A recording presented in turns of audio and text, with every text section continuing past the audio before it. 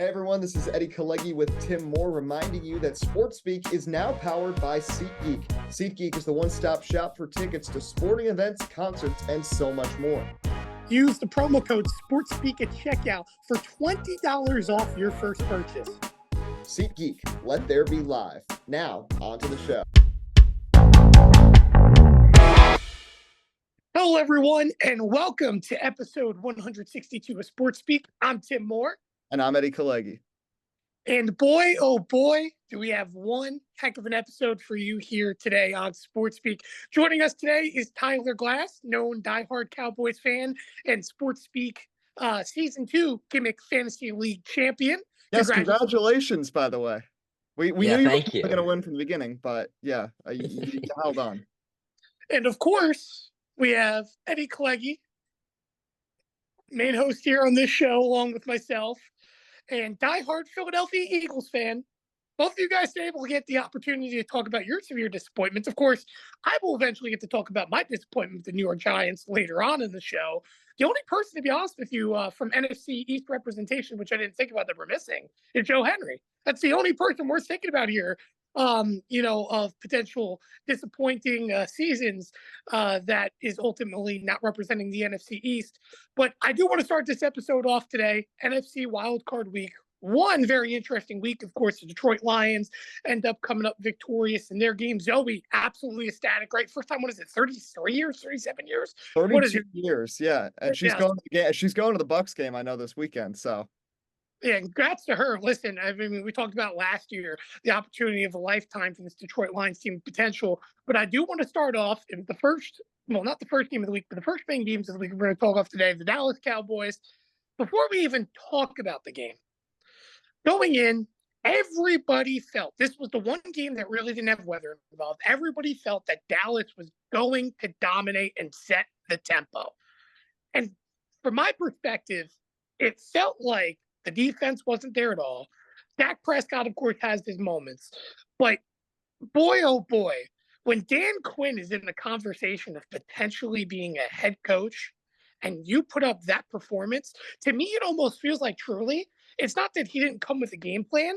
To me, it almost felt like he spent the week preparing for potentially head coach interviews more than focusing on the game plan. Because to me, it just felt like, I don't want to say the same old Cowboys, but it felt like the same old scheme we had saw specifically over the last 2-3 weeks of the regular season. And to me, it just felt like there was nothing different for Green Bay. Green Bay was prepared. I'll start with you, Tyler. I mean, I don't know how you feel about that, about the defense, but to me, it was an absolute disaster class. Yeah, I'm not sure what Dan Quinn's plan was going into the game, but he decided to run a lot of zone coverage, which surprised me because we're a mainly man coverage team. And then it looked like a lot of the defense was just lost out there. There was a lot of blown assignments, just wide open passes. I'm not sure if Dan Quinn is just looking forward past this season, wasn't really focusing on this week with it being like everyone thought we were going to blow them out. He just didn't focus enough and the defense came out flat. And it looked like a mid-2010s Dallas Cowboys playoff loss. Just absolutely no defense, come out flat, and we're getting blown out in the first half. And here's my thing about it is more of, it's not even the fact that the Dallas defense, had its first quote unquote dud against the passing offense this season. But to me, what really was the killer for the Cowboys was the fact that even Micah Parsons, who's your biggest player, wasn't really able to get pressure. It felt like throughout the game, what this Cowboys front four is known for is creating instant pressure, creating the opportunity to get sacks. And the fact of the matter is that it felt like Jordan Love, not only had all the time in the world, but even when he got pressured, it was those big plays downfield where you're able to see him hit Romeo Doubs. He had that one big play to, oh goodness, which tight end is it? I think it was Musgrave. I'm trying to remember. It was one of the two tight ends. But the point is that he had like 2 or 3 really big plays where it seemed like he got pressure, but it was really just him sitting in the pocket waiting for them to open up. And you mentioned the showing of zone defense. I don't know, like when you have such dominant front four, and for example, I look at what the Jets do. Now the Jets play a lot more zone than they do man. Because they don't, specifically have their main corner, of course, Sauce Gardner, sticking with the number one receiver. But with that being said, with the Cowboys fit, to me, it just doesn't make sense that you can play one way all year long and then just completely change it up. I just feel that, and I'm sure this will get into your frustrations in a moment, T-Lass, where it just feels like all around, once we start getting to the end of the season, the Cowboys can't adapt, and it's the reason why they struggle in the postseason. It feels there is a lack of adaptability on all sides of football, but this is the first time where I feel as an outside perspective, I can say on the Cowboys that it really was purely a defensive fault that led to the offensive struggles as compared to the other way around. I don't know if you feel that way, but that's what I feel. Yeah, the defense really made it difficult on the offense to get going. Every single drive. I think they scored 6 of their first 7 drives were touchdowns for the Packers. And it's really hard to get an offensive groove going. We had that first interception to Jair where there was a lot of hand fighting, but after that, it was like a 20-point game when Dak is getting on the field for his second drive, and then he throws that pick six late in the half, and that basically just ended the game right there. The offense just never got in a groove, and the defense never got a stop until like the fourth quarter when the backups were in. Now, I want to shift to Eddie real quick because I know your reaction at halftime, T Glass. What you said is you said fire everybody. Legitimately, I think you said that after the quarter. Eddie, I don't think I got to see what your reaction was come halftime of that Cowboys game. Because obviously we're excited. You're like, oh yeah, the Cowboys are doing it again. But we didn't really see that till the second half once the game started to fall apart. So or really fully fall off the rails. What's your reaction to that first half? Well, the reason I didn't jump to any conclusions in the first half was because I remembered when it was 27-0 in the wild card round last year and the Chargers choked. So I wasn't committing to anything, but I was pretty happy seeing those first 30 minutes. And at least for Eagles fans, the loss was on the road, A, and B, it was kind of expected with the way the team was playing going in. Dallas was playing at the top of their game. I know they had the losses to Miami and Buffalo and the Detroit controversy, but they've been playing at a high level. And they were home. And they were the 2 seed. And you were playing a Packers team that, frankly, besides Aaron Jones, had very little playoff experience. So that's why, I don't feel as bad. Obviously, I will feel bad and I'll have my complaints. But in terms of T-Glass with fire everybody, I know, Tim, we have very different schools of thought on this. Because to me, Mike McCarthy has had 3-12-5 seasons. I'd certainly take that. Like Nick Sirianni got the Eagles to a Super Bowl last year. Mike Tomlin, who you despise for some reason, has gotten a winning season every single year. I know there's not much to show for it in terms of Super Bowls. He did get one, but I think, I'd rather be in a situation where I'm competitive every single year and fans have something to look forward to with a team out there that compete than one really good year and then 10 stinkers where you're not really invested in the team. So I like having the excitement of getting to follow a team and seeing them perform. And I think Cowboys fans have gotten that all 3 years with Mike McCarthy. And frankly, he hasn't done anything different than what's happened in the previous 30 years because I don't think it's just the coaching. I simply think Jerry Jones is pretty incompetent. And that's the main problem that's going on here in Dallas. Well, we'll talk about at least the coaching perspective in a little bit because we're going to talk about Nick Sirianni in a little bit as well, along with the Eagles. But T-Glass, I saw your reaction to that. So what is your retort to that? Do you feel it's Jerry Jones's fault? I mean, I think Jerry Jones is part of the fault for hiring Mike McCarthy in the first place. I've seen my entire life the Cowboys are able to have good seasons, make the playoffs, and go nowhere with it. That's all Mike McCarthy does. For 3 years, he's gone 12-5. We get our hopes up, we get to the playoffs, and it's just an absolute letdown.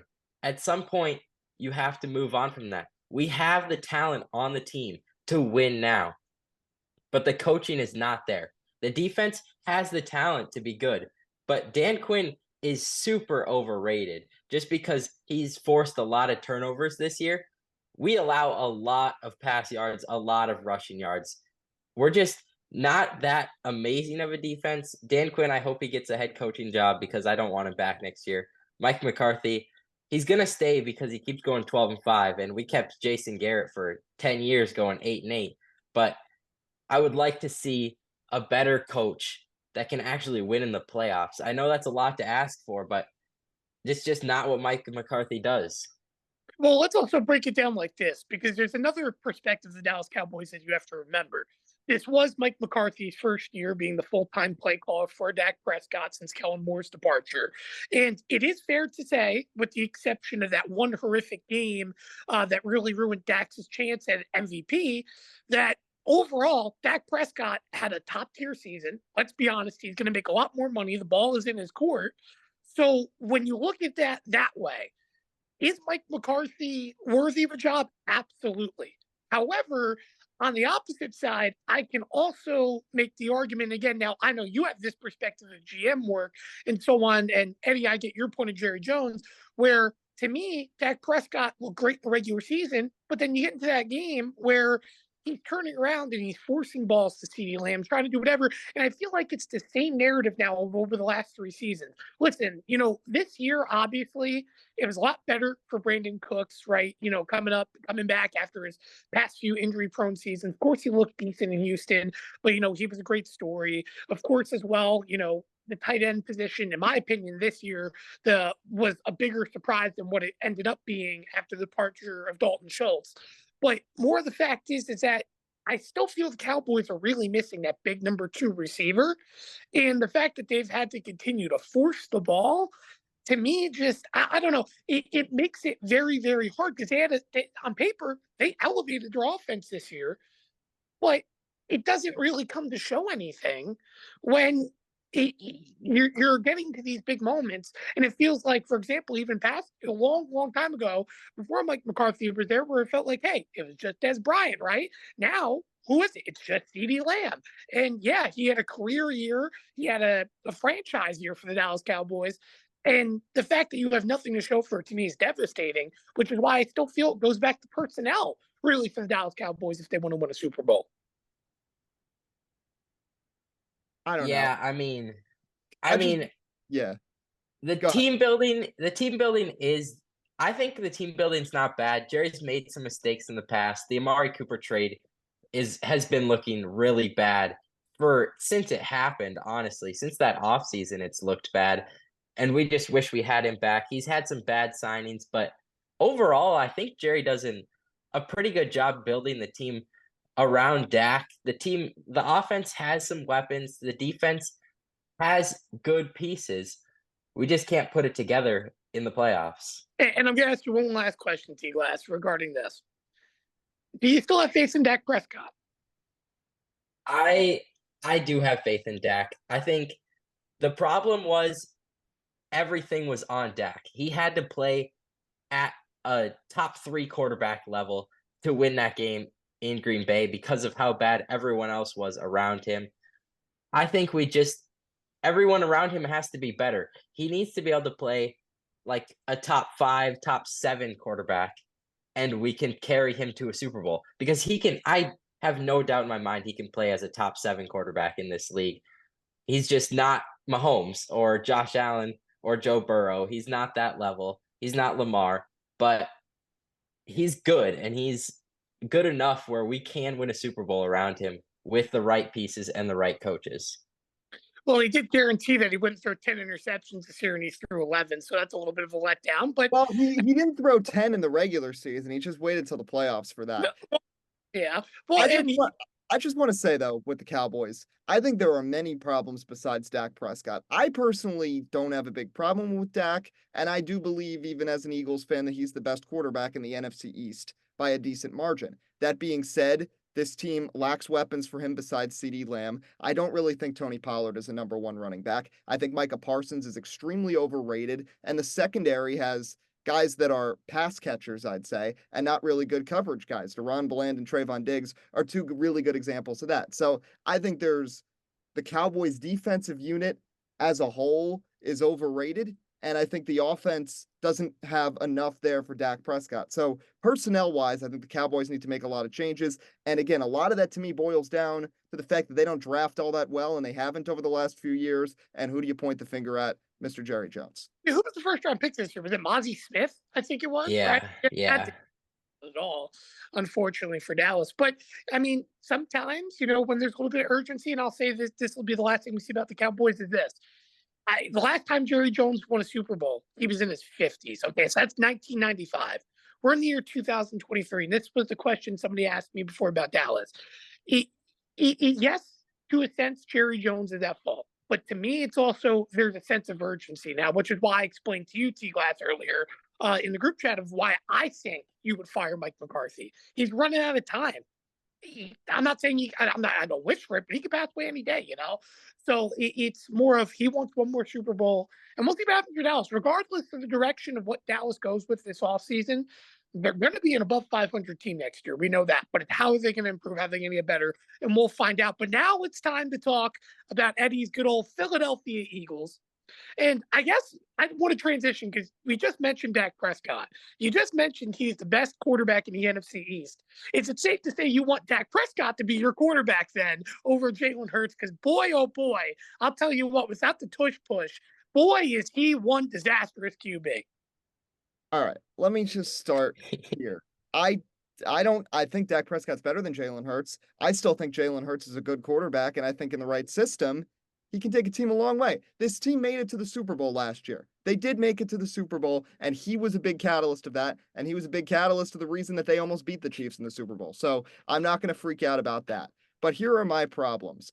As a sports fan, this is now like the fourth time in the last 2 years I've watched one of my teams have a disastrous collapse, and somehow they keep getting worse. The Nets 2 years ago, then the Mets last year, Rutgers basketball last year, but nothing compares to this. I mean, you're 10-1. Everybody's saying you're the best team in the league and that you got this unstoppable play and this unstoppable offense. You got this defense that's carried momentum from the previous year and is doing good things even with a new coordinator. And then the roof just falls in. San Francisco and Dallas, those losses, I think you can chalk up as kind of expecting those to happen. I mean, the Niners are really, really good, and the Cowboys and Eagles, when they're both good, tend to split the two games every year.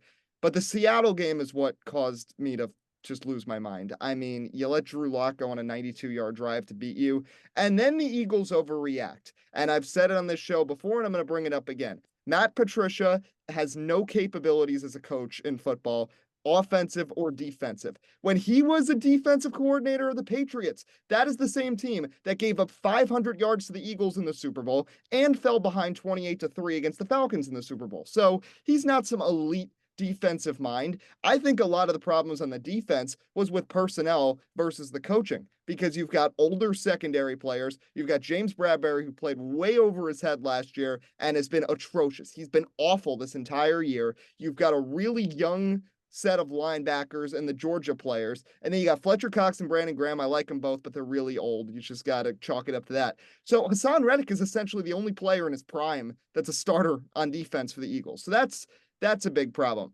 Offense is different. Offense is the scheming. Why on earth are you throwing wide receiver screens repeatedly on third down? Why on earth is Jalen Hurts not lining up under center ever? Why on earth is Rashad Penny never in the game?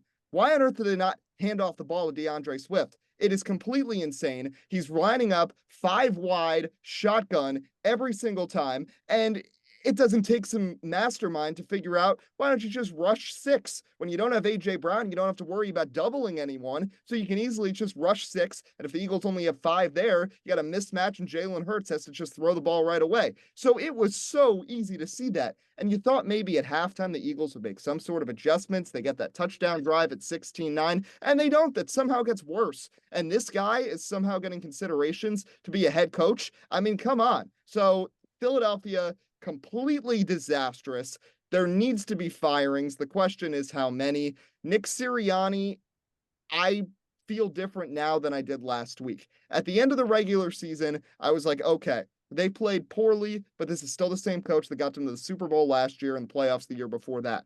But you have all this time to prepare for Tampa Bay, a team you've already played this year and you've already beaten this year at Raymond James, and you make no adjustments, you play the same strategy, and you lose by 23 to Baker Mayfield in a playoff game. So that's why I would entertain cutting ties with Nick Sirianni. Who you bring in, I don't know. I don't want Bill Belichick. I do not want him anywhere near my team because I think the game has simply passed him by. I've got a replacement for you. His name is Wink Martindale. You could take him. I'd love to play him. As a head coach? As a head coach? He's looking for a head coaching job. He said it. I'll take him as a DC. I don't want him as a head coach, but I would love to see him go below 500 up the next 2-3 years with you. Would love to. But it's funny because everybody's all like, there's all these different options for the Eagles. This is such a good year to make a coaching move. I don't really think so. I don't think there's that many great options. I mean, maybe Vrabel, but I kind of want someone who's offensively minded. I don't know about Harbaugh. I really don't. Because the last time the Eagles brought in someone who was really successful in college is Chip Kelly, and we know what happened there. Yeah, So but see, I dispute that a little bit because here's my thing. Harbaugh has NFL success. We can't act like he didn't go to 2 NFC championship games over his span of his career in San Francisco.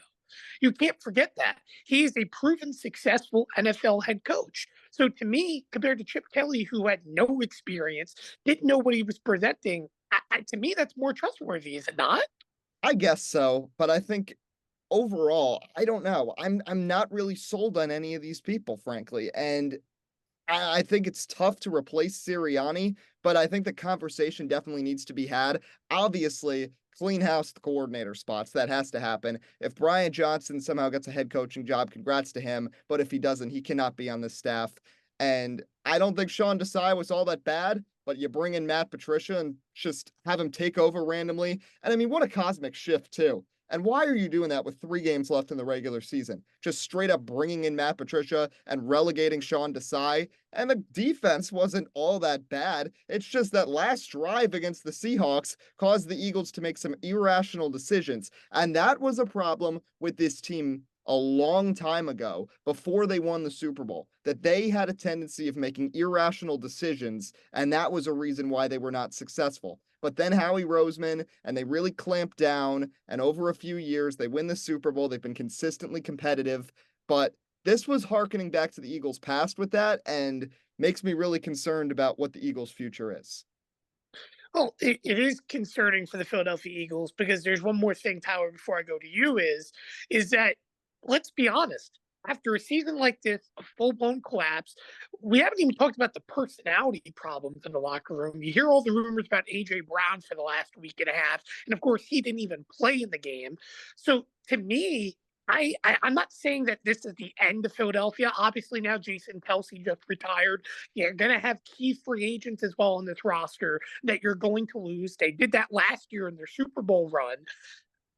I'm not saying that Philadelphia is going to absolutely stink next season, but to me, I feel like it's not just going to be a coaching staff that gets ripped apart in Philadelphia. It's it's also going to be, Eddie, in my opinion, it's going to be players too. Jalen Hurts sure may still be there, but I don't know if you feel differently. But to me, I just feel like they've got to take apart everyone and only keep their core young players, because that's the other thing with Philadelphia. It's not really youth anymore. I mean, you just talked about guys like Fletcher Cox and so on defensive line. They're all old. They need to get younger. They had a bunch of grizzled veterans, and they're going to be going through a very new adaptive phase where you're going to have to come up to date here and up to speed with what the NFL provides if you're going to want to be consistently competitive as they were in the past. Yeah, there are things that have to be done. I mean, I don't know if Fletcher Cox and Brandon Graham are going to be coming back. We'll have to see. Secondary, you need to clean house there. Darius Slay, not good anymore. James Bradbury is horrible. He does not, well, you can't have him anywhere near this team anymore.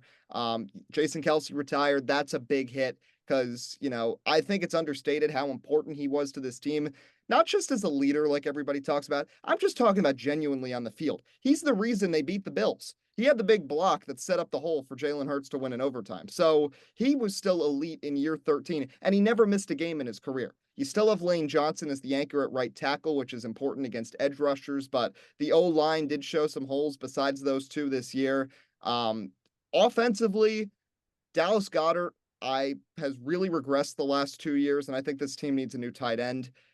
I would like if they would bring back DeAndre Swift, but maybe they can actually use him as a running back and not put him out as a receiver or just leave him on the bench. It makes no sense. Kenneth Gainwell is too busy answering Instagram DMs at halftime. I don't want him on the team anymore. The receiving core, I don't know what AJ Brown wants to do. Devontae Smith clearly wants to be there, and he's really talented, so I'm happy with that. But you need more depth at that position. Can't have Zacchaeus out there running into players on kick returns. So there's a lot of personnel changes that have to be made. And my only issue with Smith, a lot of drops. And I know we talked about that about a past player, Amari Cooper, who tore it up this year, but Devontae Smith needs to do a better job of holding on to the football, because this year, to me, was a little bit unacceptable. And again, I still think the Eagles trade A.J. Brown. I think this is it for him in Philly, to be honest with you. The personality just doesn't mesh. But I guess this ultimately transitions to what we were talking about before when talking about the Dallas Cowboys about coaches. Because, Eddie, you feel like that Nick Sirianni doesn't really have a better replacement option. Obviously, T-Glass, I know for you, you think that you have to keep Mike McCarthy. But to me, I feel like there has to be a sense of urgency somewhere if you're either team. Because we can't keep on posting the same results over and over again of failure, not getting close. Now, in the case of the Eagles, Nick Sirianni, of course, was just in a Super Bowl, but having these momentous collapses did not give yourself the best opportunity. And I give two examples to this. The reason why I continue to make this argument.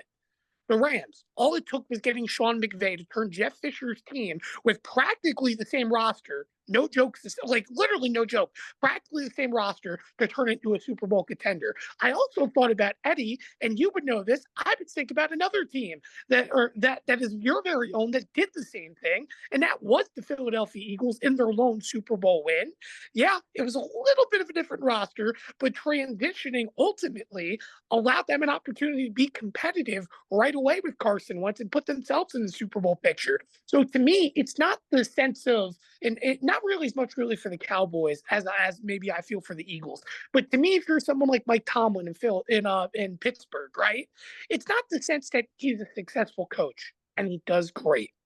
But to me, it's the sense of sometimes all it takes is that different person, that different direction to elevate you to a higher level. It doesn't have to do with how good you are. And this is a results business. At the end of the day, all coaches should care about is winning the Super Bowl and nothing else. You watch in college football, there are coaches that legitimately get fired at most for losing 2 games in a season.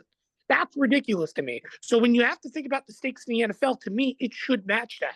And if your expectation isn't to reach the Super Bowl every year, and yes, I get it, not all 32 teams are going to be good, and every team's at a different stage. But if you're at a team at the stage, the Philadelphia Eagles and Dallas Cowboys, if you're not getting to that level, there should be repercussions, which is why, to me, I feel both Mike McCarthy and Nick Sirianni, granted, Sirianni had recent success, but I mean, his collapse is absolutely disastrous, should both be looking for another job as a head coach somewhere else.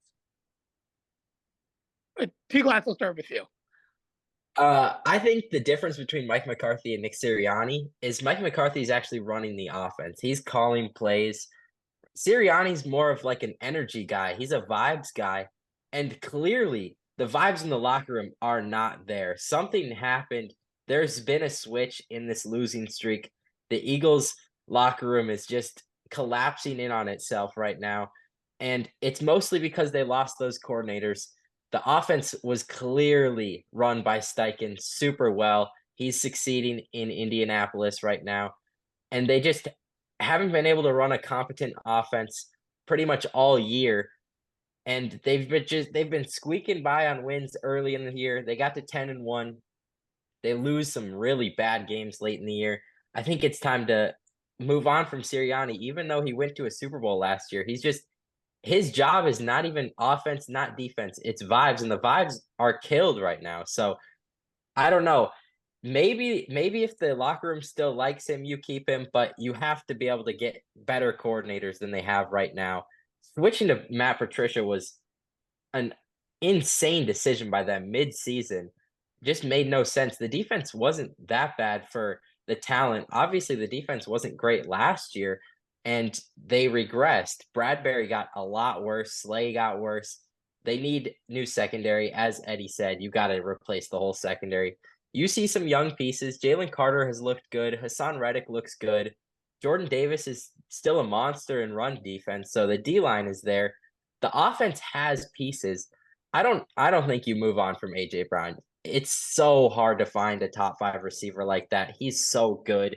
Him plus Devontae Smith with Jalen Hurts with the right offensive coordinator, I think they could be back in the Super Bowl in a couple of years. Yeah, Eddie, I'll finish with this. I think AJ Brown is extremely talented, and you need him to succeed. So unless he asks out and wants to be traded, you got to keep him on the roster. 100%. So AJ Brown and then Devontae Smith is a number 2. Tim, I agree with you about the drops situation, but it kind of gets clouded when he's the number 2 receiver and the number 2 option, and then he's put in better positions when AJ Brown gets doubled. So I think Devontae Smith in that situation as the number 2 works out. But in terms of the coaching, T-Glass, you brought up vibes. I mean, we're seeing the Detroit Lions right now. I don't think Dan Campbell is necessarily some football mastermind. He brings good vibes, and the players respect him and like him, and now they're succeeding. And the Eagles were able to do that last year with Nick Sirianni, but it's almost like it reached its limit. So I think that's a very good point.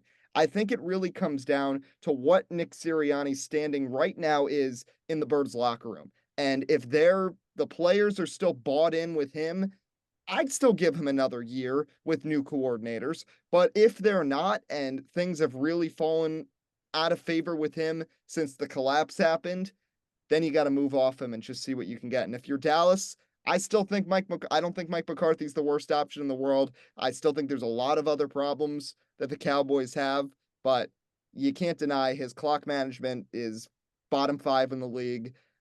His situational awareness at times, I'd say, is bottom 5 in the league. And the Cowboys have a lot of problems they need to address this offseason.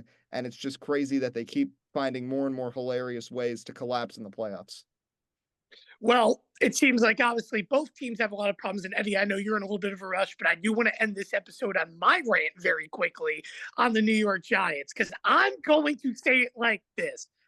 First off, I haven't even had an opportunity to address Wink Martindale here on Sports Speak. Let me tell you something. It became very fairly apparent that once you got towards the leaving process of him going full ghost mode, it's very apparent that Wink Martindale was the one who leaked the information about his quote unquote beef he had with Brian Dable. Then, about, 2 days ago, 3 days ago, you get this post and this article from Pat Leonard about how people don't like how Brian Dable speaks and the fact that he is very, very vulgar to other things. Now, the people that probably gave that insight, let's be honest, was very likely coaches that recently just got fired. And I'm going to say it like this, and this is just the fact of the matter. Wink Martindale alone was an absolute clown show in how he handled his situation. Wherever he goes next, great. At the end of the day, he was a great coach. He was a great personality for the team. Guys fought for him.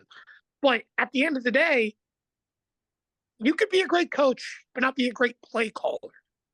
That's the fact of the matter. And I felt that was my big issue with Wink Martindale, which is why I hope Bill Belichick is our next defensive coordinator. And while that may be a pipe dream, I would love to think that Bill Belichick's respect for New York ends with the New York Giants. And I'll say it like this. For the people that don't like Brian Dable or the people that have issue with Brian Dable, I'd like to remind you this. Tom Coughlin was an absolute hard ass with the New York Giants. Not a lot of people liked him. There were players that really disagreed with him.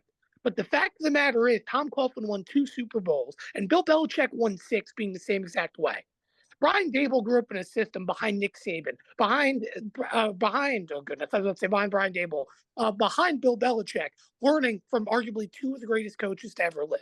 And I'm not saying Brian Dable is perfect, but if you want to get upset with the way he speaks and how he handles himself, for a team that quote unquote absolutely stank last year, was 3 plays realistically away from making the playoffs, and for a team that stank so much last year, had the worst offensive line in NFL history, this team still found a way to compete and fight, to put itself in a position to potentially not just make the playoffs, but keep itself within relevancy, and showed no signs of slowing down despite how bad it was throughout the season.